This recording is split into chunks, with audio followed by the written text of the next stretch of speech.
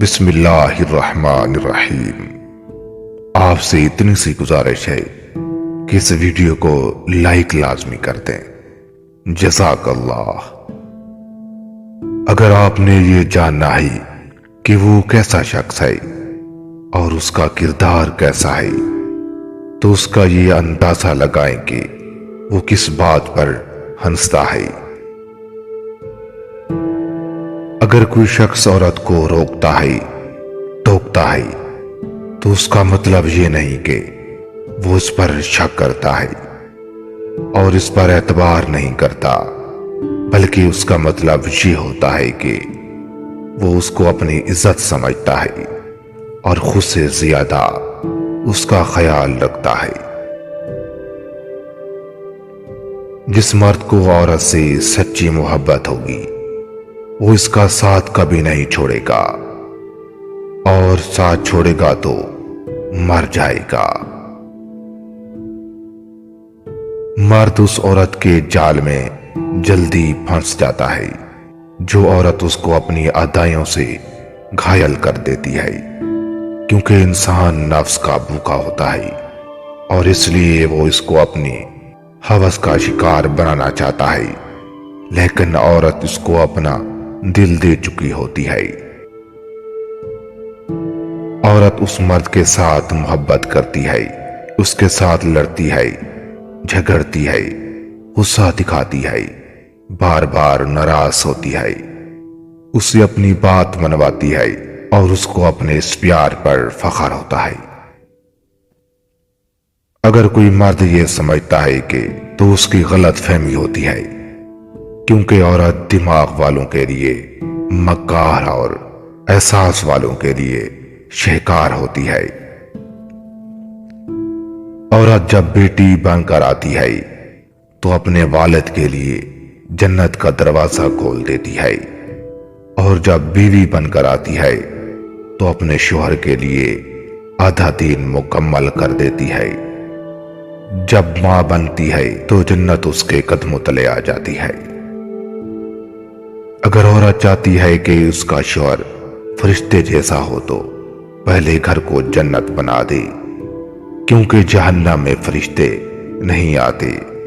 اور اگر مرد چاہتا ہے کہ اس کی بیوی حور جیسی ملے تو پہلے خود کو انسان بنانا ہوگا، کیونکہ حور شیطان کو نہیں ملتی۔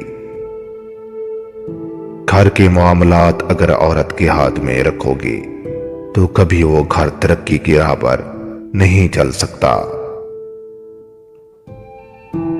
اگر عورت لالچی ہے اور پیسے کی بھوکی ہے تو آپ اسے اپنے پیار سے اس کی یہ خواہش ختم کر سکتے ہیں۔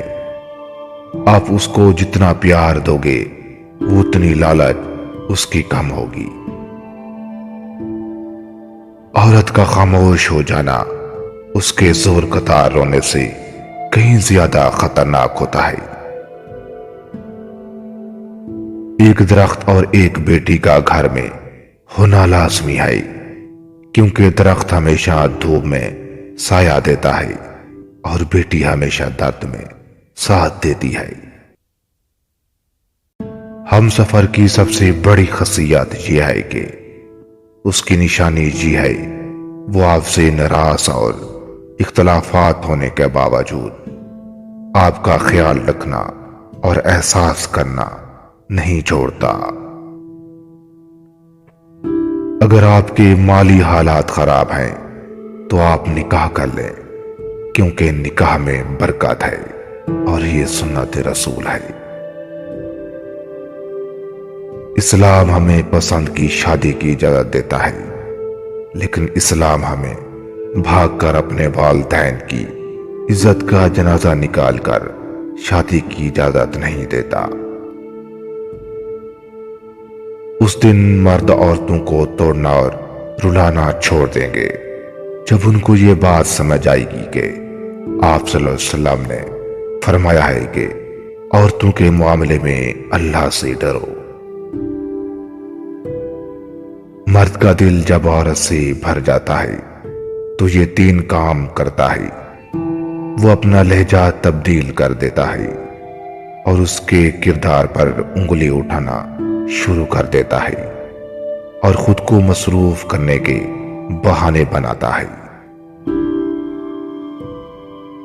تعلقات کو نبھانے کے لیے ایک دوسرے کے ساتھ وعدے عہد و پیمان کی ضرورت نہیں، ضرورت ہوتی ہے تو ایک دوسرے کے ساتھ مخلص ہونے کی۔ اگر انسان کسی کے ساتھ مخلص نہیں تو اس کی دوستی، پیار و محبت، احساس، یہ ساری چیزیں کچھ بھی نہیں ہیں۔ لوگ تلخ باتیں کہنا اور دوسروں کا مذاق اڑانا پسند کرتے ہیں، لیکن دوسروں کی طرف سے تلخ باتیں اور مذاق کرنے پر بھڑک اٹھتے ہیں۔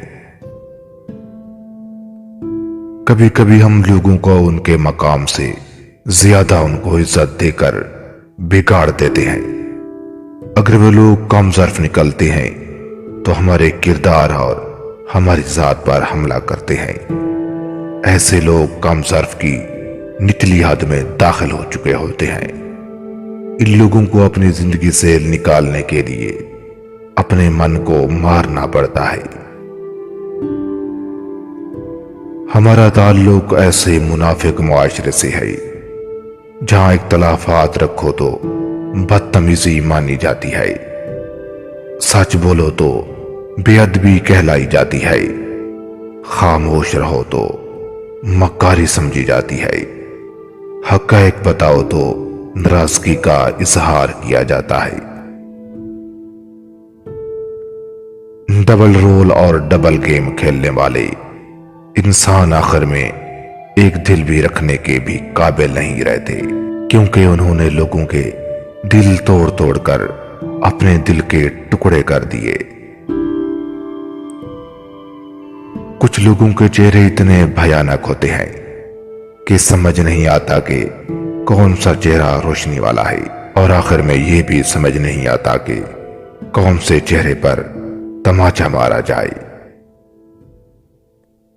اگر تم یہ سمجھتے ہو کہ میرے پاس گاڑی ہو، بنگلہ ہو، لوگ میری عزت کریں، میرے بتائے ہوئے طریقے پر عمل کریں، میرے کردار پر انگلی نہ اٹھائیں، مجھے کامیاب تصور کریں، اور تم آسان زندگی گزارنا چاہتے ہو تو خود پر سختی کرو۔